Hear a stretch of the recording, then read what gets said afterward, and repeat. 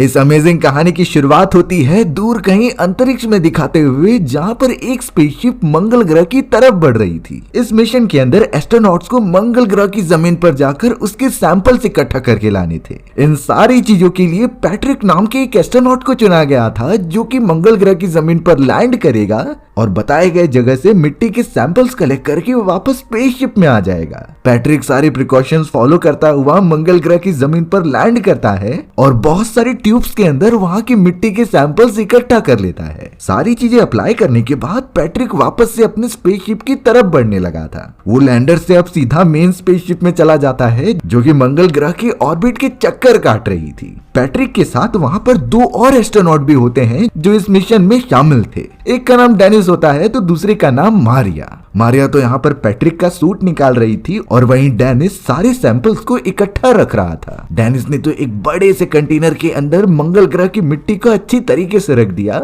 जिससे कि उसके ऊपर एक्सपेरिमेंट किए जा सके।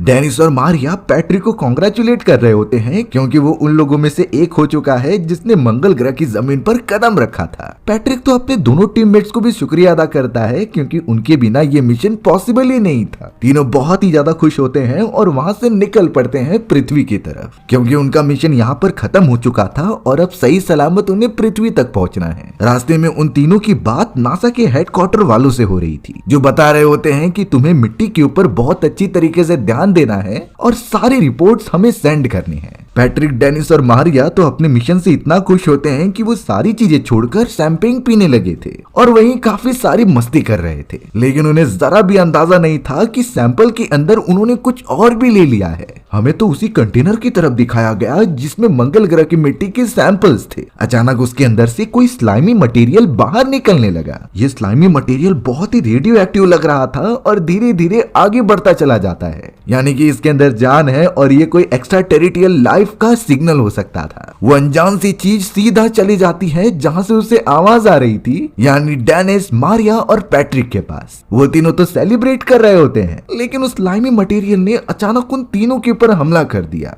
पैट्रिक, डेनिस और मारिया कुछ समय के लिए बेहोश हो जाते हैं। सारे सिग्नल्स काम करना बंद कर दिए थे और वो स्लाइमी मटेरियल पता नहीं उनके साथ क्या कर रहा था। कुछ ही मिनट्स के बाद उन तीनों की आंखें खुली, लेकिन उन्हें कोई चोट नहीं लगी होती। तीनों को यही लग रहा था कि स्पेसशिप के अच्छे से काम ना करने की वजह से हमें झटके लगे और हम बेहोश हो गए। उनके बॉडी पर भी कोई चोट नहीं आई थी, तो वो बिल्कुल बेफिक्र हो जाते हैं। अब वहां से ट्रेवल करते हुए कई साल के अंतराल के अंदर वो पृथ्वी तक पहुंच गए थे। उन तीनों को अच्छी तरीके से पृथ्वी पर लैंड कराया जाता है और कुछ दिनों के लिए क्वारंटीन सेंटर में रखा जाता है। उन तीनों की अच्छी तरीके से जांच की जाएगी और डॉक्टर द्वारा क्लियर करने के बाद ही वो बाहर निकल सकते थे। वहां पर डॉक्टर उन तीनों के रिपोर्ट्स अच्छी तरीके से चेक करते हैं और उन्होंने साफ साफ कह दिया था कि भले ही आप तीनों क्वारंटीन सेंटर से आजाद कर दिए जाएंगे, लेकिन कुछ समय तक आपको किसी दूसरे से फिजिकल रिलेशनशिप नहीं बनाने हैं। ये सारी बातें वो तीनों बड़े अच्छी तरीके से जान चुके थे, लेकिन पैट्रिक को देखकर लग नहीं रहा था कि वो ये सारी चीजें फॉलो करने वाला है।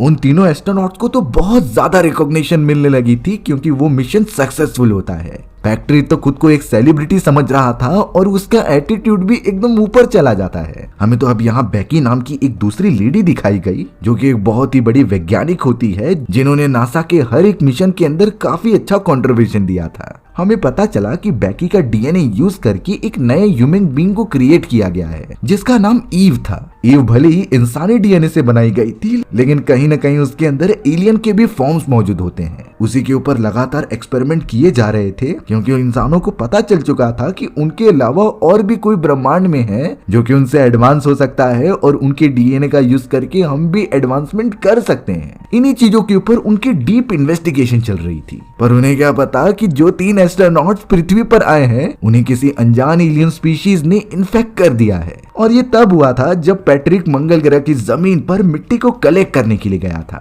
उस मिट्टी के अंदर ही एलियन डीएनए होता है, जिसे कि पैट्रिक ने गलती से कलेक्ट कर लिया, पर अफसोस वो तीनों इन्फेक्ट हो चुके थे। हमें दिखाया गया कि पैट्रिक अब सीधा कुछ लड़कियों के पास आता है और डॉक्टर की बात माने बिना उनकी क्लोज चला जाता है। चौंकाने वाली बात तब हो जाती है जब कुछ ही घंटों के अंदर ही वो लेडी प्रेग्नेंट हो गई। उस लेडी का पेट तो कुछ ही मिनट के अंदर बहुत बढ़ जाता है और धीरे धीरे वो फट गया था। क्योंकि ये एलियन डीएनए है इसीलिए इसका सारा प्रोसेस काफी ज्यादा तेज होता है। देखते ही देखते उसके पेट में से एक बच्चा निकला जो कि नॉर्मल नहीं था, बल्कि वो तो पैदा होते ही 3 साल के बच्चे जैसा लग रहा था। हम यहाँ नोटिस भी करते हैं कि पैट्रिक के पीछे से बड़े बड़े टेंटिकल्स निकल रहे हैं, यानी ये बात कंफर्म थी कि पैट्रिक इन्फेक्ट हो चुका है एलियन डीएनए से। पैट्रिक के बिहेवियर में हमें चेंजेस दिखाई देने लगे थे और वो अपने एलियन डीएनए वाले दोनों बच्चों को एक सेफ जगह पर रख देता है जिससे कोई भी उनके ऊपर सवाल न कर सके और उनकी परवरिश जल्दी जल्दी हो जाए। यानी यहाँ पर वो एलियन डीएनए पैट्रिक को मैनिपुलेट कर रहा था उसके जैसे और भी ज्यादा एलियंस पैदा करने के लिए। बेचारी उन दोनों लेडीज को अपनी जान से हाथ धोना पड़ा। पैट्रिक जिसके अंदर एलियन डीएनए मौजूद था वो आजाद घूम रहा होता है। अब यहाँ ईव नाम की उस एलियन डीएनए वाली लड़की को कुछ महसूस होने लगता है। उसके अंदर एलियन का कुछ पार्ट मौजूद था, इसीलिए उसे पता चल चुका होता है कि पैट्रिक के अंदर भी एलियन डीएनए मौजूद है, जिस वजह से ईव की धड़कनें एकदम तेज हो गई थी। सारे वैज्ञानिक जो ईव के ऊपर रिसर्च कर रहे होते हैं वो इसे एक नॉर्मल इंसिडेंट समझ रहे थे क्योंकि ये तो कॉमन बात है। लेकिन ईव अब बहुत ही ज्यादा एक्साइटेड होने लगी पैट्रिक नाम के उस एलियन डीएनए वाले इंसान से मिलने के लिए। वहीं अब हमें पैट्रिक दिखाया गया जो अपने फादर के पास आ जाता है और उनसे कहता है कि मुझे कुछ अच्छा नहीं लग रहा। जब से मैं स्पेस मिशन करके आया हूँ मेरी हालत ठीक नहीं लगती और ऐसा लगता है कि मुझे कोई कंट्रोल कर रहा है। पैट्रिक ने सब बता दिया कि कैसे वो कल रात एक लेडी के साथ था और उसके बाद सीधा वो इस घर पर मौजूद है, इसीलिए उसे मेडिकेशन की जरूरत है। लेकिन यहाँ पैट्रिक के फादर उसे आकर समझाने लगे कि मैं चाहता हूँ कि तुम प्रेसिडेंट बनो, इसीलिए तुम्हें जरा भी आराम करने की जरूरत नहीं और तुम अपने पॉलिटिकल करियर पे बहुत अच्छे से ध्यान दो। यानी कि पैट्रिक के फादर ने उसकी बात को साफ साफ इनकार कर दिया था। पैट्रिक बेचारा इन सारी चीजों में क्या करता, वो तो इन सारी चीजों से अनजान अपनी नॉर्मल लाइफ जीने लगता है कि उसकी बॉडी को किसी एलियन डीएनए ने इन्फेक्ट कर दिया है और आगे चलकर उसकी हालत बहुत खराब होने वाली है। अब हमें नासा के एक वैज्ञानिक ऑरिस को दिखाया गया जो पैट्रिक के ब्लड सैंपल को चेक कर रहा होता है। लेकिन यहाँ ऑरिस को कुछ अजीब सी चीज दिखाई गई उसके डीएनए के अंदर और वो बहुत ही ज्यादा चौंक गया। अचानक ऑरिस का हाथ एक बोतल पर लग जाता है जिसके अंदर कई सारे ब्लड सैंपल्स मौजूद थे। वही ब्लड सैंपल सीधा जाकर पैट्रिक के ब्लड सैंपल से मिल गए, जिससे कि थोड़ी ही देर में उस पूरे ब्लड के अंदर से एक एलियन बाहर निकलने लगा। वो एलियन सीधा ऑरिस की तरफ देखता है और उस पर हमला करके ऑरिस को जान से मार देता है। अब यहाँ बेकी और बाकी सारे वैज्ञानिकों को पता चल गया था कि ऑरिस को किसी एलियन सभ्यता ने मारा है जो कि अंतरिक्ष से आई थी और हाल ही में पैट्रिक द्वारा किया गया मंगल मिशन ही होता है। इसीलिए बेकी ने तुरंत ही अपने साथी वैज्ञानिकों को कह दिया कि हमें पैट्रिक, डेनिस और मारिया जो मंगल ग्रह के उस स्पेस मिशन पर गए थे उन्हें जल्द से जल्द पकड़कर क्वारंटीन करना होगा। वो जरूर मंगल ग्रह से अपने साथ कोई एलियन लाइफ फॉर्म लेकर आए हैं जो इस वक्त आजाद घूम रहा है और बहुत खतरनाक हो सकता है। सीसीटीवी कैमरा फुटेजेस देखने के बाद बेकी को पता चल गया था कि ये एलियन डीएनए कहां पर गया, लेकिन वो इस तरीके से उसे ढूंढ नहीं सकती क्योंकि एलियन सभ्यता बहुत ज्यादा खतरनाक हो सकती थी। इसीलिए बेकी ने प्राइम नाम के अपने एक दोस्त को बुलाया। प्राइम ने इस तरीके के एलियन सिविलाइजेशन वाले केसेस पहले भी सॉल्व करके रखे थे,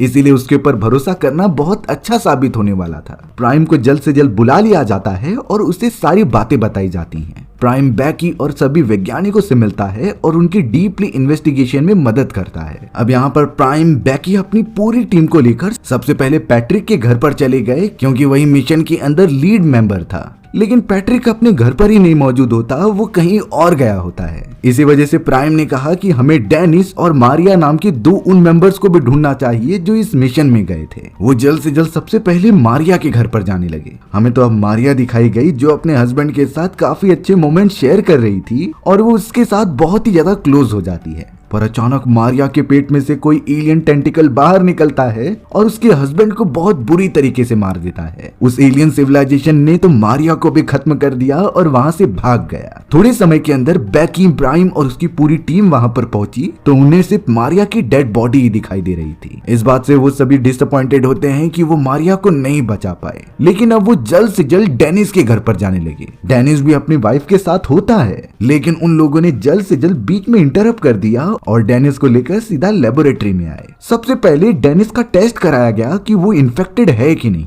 थोड़ी देर बाद जब रिजल्ट आता है तो पता चला कि डेनिस तो इन्फेक्टेड ही नहीं है, उसका डीएनए एकदम नॉर्मल था। अब ऐसा कैसे हो गया ये हमें कुछ समय में पता चल जाएगा। हमें तो अब यहाँ पर पैट्रिक अपने गर्लफ्रेंड के साथ दिखाया जाता है। वो दोनों बहुत समय बाद मिल रहे थे, इसीलिए उसकी गर्लफ्रेंड अब उसके साथ जबरदस्ती करने लगी थी। हालांकि पैट्रिक का मन नहीं था, लेकिन फिर भी वो अपनी गर्लफ्रेंड को निराश नहीं करता।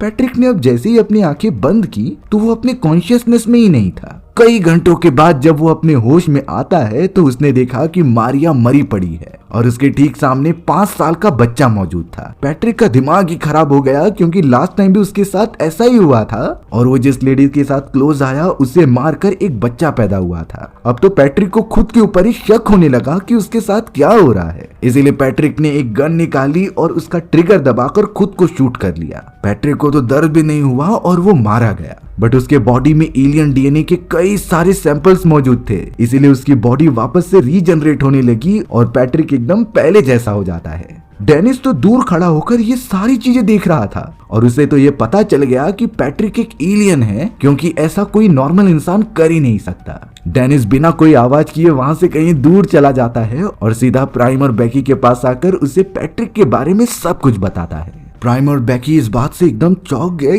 क्योंकि उन्हें शुरुआत से ही पैट्रिक के ऊपर शक था। अब वो सभी डेनिस के बताए गए एड्रेस पर चले गए जहां पैट्रिक की गर्लफ्रेंड रहा करती थी। वहां पर सिर्फ और सिर्फ उसकी गर्लफ्रेंड की डेड बॉडी मिलती है। पैट्रिक का नामो निशान ही नहीं था। वो सभी पैट्रिक को ढूंढने में लगे थे और यहाँ पैट्रिक अलग अलग लेडीज के साथ संबंध बनाकर उनसे एलियन बच्चे पैदा कर रहा था। वो सारे हाइब्रिड बच्चों को एक जगह पर छुपा कर रखता है ताकि उन्हें कोई खतरा ना हो। यानी वो एलियन सिविलाइजेशन पैट्रिक को पूरा मजबूर कर रही थी अपनी जैसे और भी ज्यादा एलियंस को क्रिएट करने के लिए। यही उसका आखिरी मकसद था और इसी मेंटालिटी के साथ पैट्रिक आगे बढ़ रहा होता है। अब यहाँ प्राइम और बेकी एकदम से चौंक गए, क्योंकि इतना ज्यादा सर्च करने के बाद भी उन्हें पैट्रिक नहीं मिलता। इसीलिए अब बेकी सीधा चली गई थी ईव के पास, क्योंकि उसे लग रहा था कि ईव इस केस में मदद कर सकती है पैट्रिक को ढूंढने के लिए, क्योंकि अगर पैट्रिक एलियन है तो ईव के पास भी एलियन डीएनए था और वो अपने सेंस की मदद से पैट्रिक की लोकेशन का पता लगा सकती थी। बेकी ने तो कुछ डिवाइसेस की मदद से ईव की डिस्टेंस पूरा बढ़ा दिया था, जिससे वो अपने सेंस की मदद से पैट्रिक की लोकेशन का पता कर सके। ईव जल्द से जल्द अपने ही एलियन डीएनए वाले सारे साथियों के बारे में सब कुछ जानने लगी और थोड़ी देर के अंदर उसे पैट्रिक की लोकेशन भी पता चल जाती है। पर यहाँ पैट्रिक के अंदर के भी एलियन को यह अंदाजा लग चुका था कि ईव नाम की उसके जैसी एक और एलियन मौजूद है।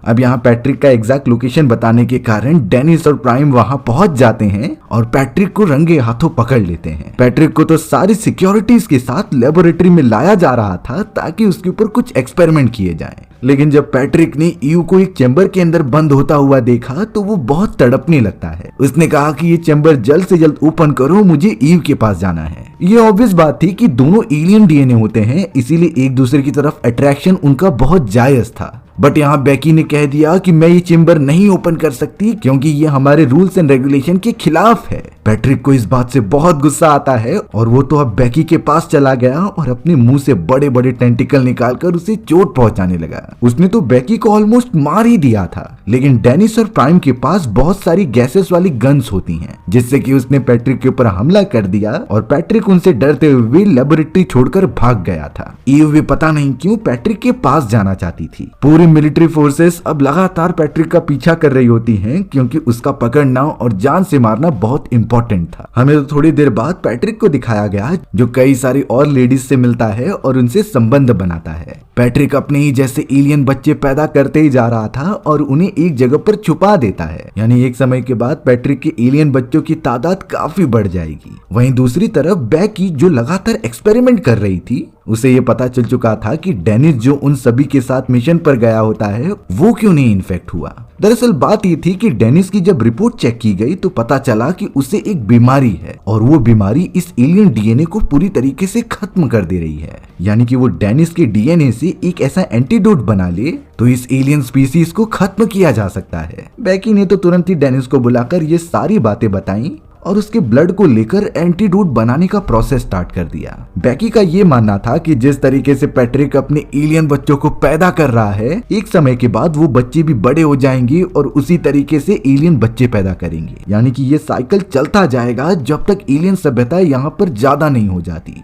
यानी कि उन्हें रोकना होगा इस एंटीडोट की मदद से। लेकिन अब यहाँ पर ईव को वापस से पैट्रिक के सिग्नल्स मिलने लगे थे, इसीलिए वो तुरंत ही चैम्बर को तोड़ देती है और वहां से डायरेक्टली पैट्रिक के पास जाने लगती है। सभी के सभी लोग यहाँ ईव को रोकने की कोशिश कर रहे थे, लेकिन ईव के ऊपर कोई भी वेपन का असर ही नहीं हो रहा था। ईव लगातार वहां से निकलते हुए सीधा पैट्रिक के पास चली गई। वहीं अब डेनिस, बेकी और प्राइम अपनी उस एंटीडोट वाली गन को लेकर सीधा उनके पीछे जाते हैं। वो एक बहुत ही बड़ी चैम्बर में पहुंच गए थे जहां कई सारे एलियन बच्चों के कुकून मौजूद होते हैं। ये कुकून्स अभी डेवलपिंग फेज में थे, इसीलिए बेकी ने कहा कि हमें इसी वक्त इन्हें मारना होगा, नहीं तो डेवलप होने के बाद ये और ताकतवर बन जाएंगे। उनके पास एंटीडोट वाली गन मौजूद थी जिससे वो लगातार एलियन बच्चों को मारने लगे। उन सारे बच्चों में से कोई भी नहीं बच पाता। वहीं दूसरी तरफ हम पैट्रिक और ईव को देख रहे थे जो अपोजिट एलियन डीएनए होने के कारण एक दूसरे के साथ इंटीमेट होने की कोशिश करते हैं। शुरुआत में तो दोनों ह्यूमन फॉर्म में होते हैं, लेकिन थोड़ी देर बाद वो अपने असली यानी कि एलियन फॉर्म में कन्वर्ट हो गए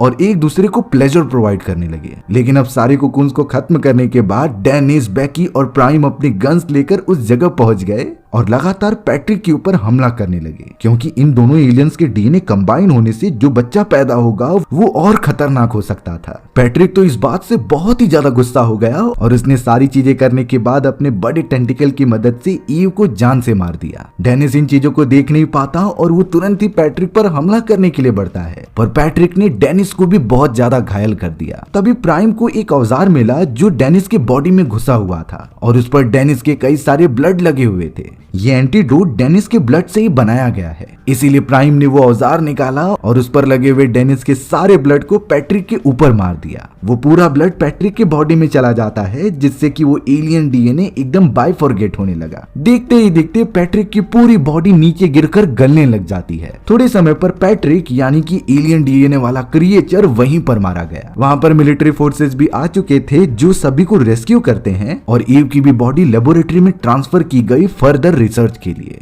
लेकिन हमें यहाँ पर अभी भी पृथ्वी पर कुछ ऐसे बच्चे दिखाए जाते हैं जो पैट्रिक ने पैदा किए थे और उनके अंदर अभी भी एलियन डीएनए मौजूद है, जिसके बारे में शायद प्राइम और उसके दोस्तों को नहीं पता। और इसी तरीके से हमारी ये कहानी यहीं पर खत्म हो गई। सो व्यूअर्स, आपको ये स्टोरी कैसी लगी कमेंट सेक्शन में बताना भूलना मत। और अगर आपको मेरा एक्सप्लेनेशन 1% भी अच्छा लगा होगा ना, तो वीडियो को लाइक एंड चैनल को सब्सक्राइब जरूर कर देना। मिलते हैं इसी तरीके की मजेदार वीडियोस में, तब तक के लिए बाय बाय।